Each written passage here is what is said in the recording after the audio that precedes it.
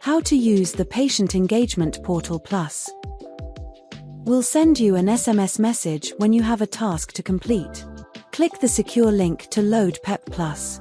Enter your 10-digit NHS number and date of birth, then click Submit. If you don't know your NHS number, click the blue link to navigate to the NHS website to find it. Alternatively, you can download the NHS app and obtain your number from there for future easy access. Re-click on your text message link and log into the PEP Plus and click Access your portal. Under the welcome message, you will be prompted to click the relevant button to complete your task.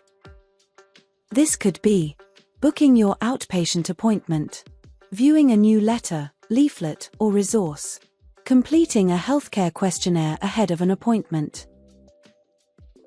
For further help and support, visit your local Lancashire and South Cumbria Trust website.